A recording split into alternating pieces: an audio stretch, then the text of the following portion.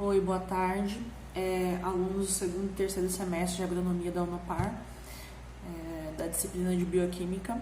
Eu sou a professora Tamires e hoje a gente vai desenvolver a aula atividade por meio virtual, meio de vídeo, em função dessa pandemia que a gente está enfrentando, né? Então, para a segurança de todos, é melhor que seja dessa maneira.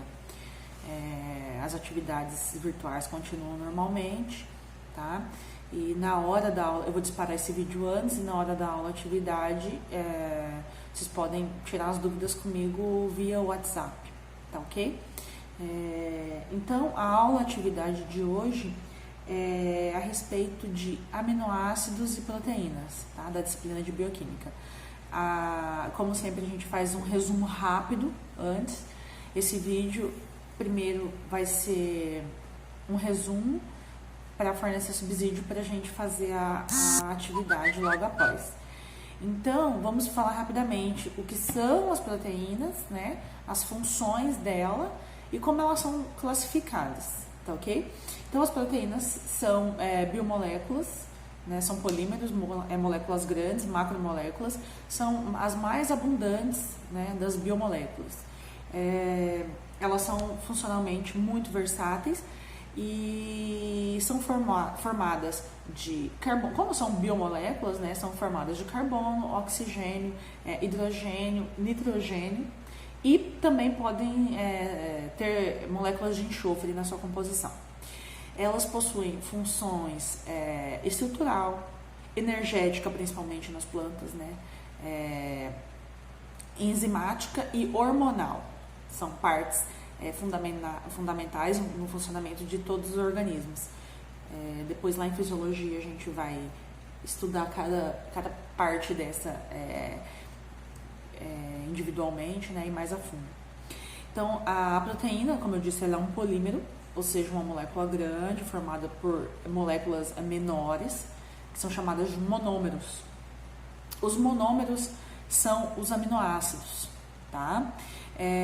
Existem 20 tipos de aminoácidos, né, na natureza que formam as proteínas.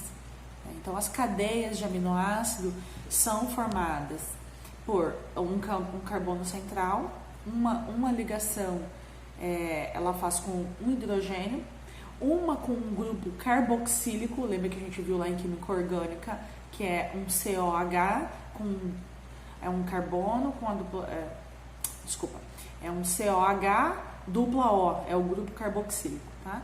E a outra parte desse carbono é um grupo amina, e o que vai diferenciar um aminoácido do outro é o radical. Então, relembrando, um carbono central ligado num grupo carboxílico, um hidrogênio, um grupo amina e um radical, tá? Como o carbono faz 4 ligações, então ele sempre vai ter essa função, essa estrutura, vai ter um grupo carboxílico, uma amina e um hidrogênio, e o que vai diferenciar se é uma dos aminoácidos, se é uma valina, se é uma leucina, se é uma isoleucina, é o radical, ok? Então, os aminoácidos são proteínas, né, de cadeia menor, que são classificadas em essenciais e não essenciais. Tá? Os aminoácidos não essenciais são os que o organismo, né, seja nós ou as plantas, eles sintetizam, perdão. Então, os não essenciais são o que os organismos sintetizam. Exemplo, a cisteína, a alanina, tá ok? E, pelo contrário, os aminoácidos essenciais são o que não são produzidos pelos organismos. Exemplo, uma valina, um triptofano, beleza? A ligação entre dois aminoácidos recebe o nome de ligação peptídica, tá? Então, essa ligação normalmente libera uma molécula de água, então uma ligação de desidratação. As proteínas, né, elas podem ser classificadas de acordo com a sua estrutura. Tá? Lá na formação delas, elas são formadas nos ribossomos das células. Quando elas são formadas nos ribossomos, elas possuem um formato linear. Então, elas são classificadas em primárias quanto à sua estrutura. Por alguma atração química, ela pode se enrolar em si mesma, formando uma estrutura secundária, tá? Essa estrutura secundária, se ela for um pouco mais emaranhada, é uma estrutura terciária. E um conjunto de estruturas terciárias forma uma estrutura quaternária, beleza? Então, vou usar como exemplo um fio de telefone. Ele esticado, um fio de telefone antigo, né? Ele esticado é como se fosse uma cadeia primária. Ao ser enrolado, ele é uma cadeia secundária. Ao ser emaranhado, ele é uma cadeia terciária. E um conjunto de emaranhados desses é uma estrutura quaternária de proteína, tá? É importante a gente saber essa forma, tá? Porque de acordo com essa forma das proteínas, é ligada à sua função. Então, se muda uma forma, muda a função da proteína. Então, a forma da proteína está ligada à sua função. Então, se a forma for modificada, a função dela também vai ser modificada. Por exemplo, quais são as maneiras de alterar essa forma ou a estrutura, né? A mutação e a desnaturação.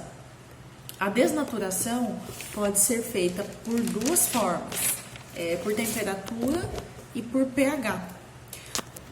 Um exemplo bem fácil de demonstrar, de visualizar a desnaturação por temperatura observando o ovo frito ou cozido. A proteína do ovo é a albumina, é a clara, então ela tem alto teor de albumina.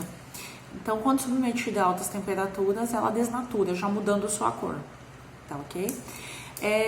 Agora vamos falar um pouquinho rapidamente de enzimas, que é uma proteína muito importante. A principal função da enzima é diminuir a energia de ativação e acelerar as reações, né? Ela atua como um catalisador nas reações. Então, existem vários tipos de enzimas e elas são específicas aos substratos, bem específicas, cada enzima para um substrato. A gente usa o exemplo da chave e da fechadura. Uma chave não abre várias portas, né? Ela abre só a porta que é o seu substrato. No caso, a enzima só vai se ligar ao seu substrato específico. Novamente, os fatores que alteram a atividade enzimática são temperatura e pH, tá?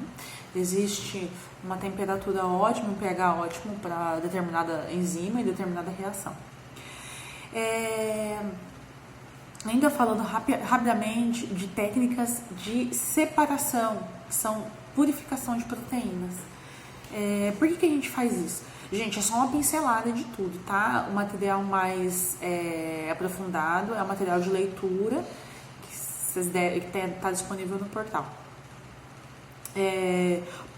Então, qual é o interesse da gente em separar as proteínas, isolar as proteínas, né? Purificar elas? Porque a gente pode produzir proteínas com propriedades específicas, né, para ser aplicadas em processos industriais.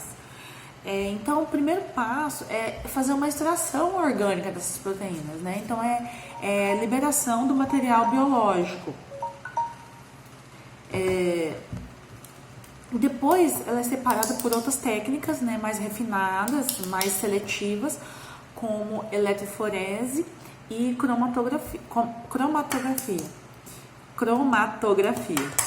Então, existem 3 tipos de cromatografia, que são os processos de exclusão, troca iônica e afinidade. O processo de exclusão nada mais é do que uma filtração em gel, né, onde os poros são menores do que o tamanho das moléculas de proteína, então elas ficam retidas ali. O processo, rapidamente, tá? O processo de troca iônica, ele tem uma matriz formada por celulose, né, ligada a agrupamentos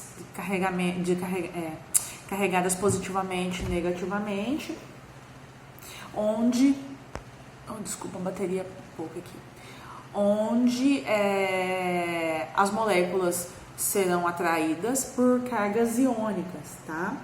E por fim, na cromatografia de afinidade, a proteína ela é ligada a uma molécula que ela tem afinidade, tá? Que é uma molécula ligante. Então ela fica adsorvida a coluna graças à sua interação a essa molécula. Beleza? Então, em resumo, é isso.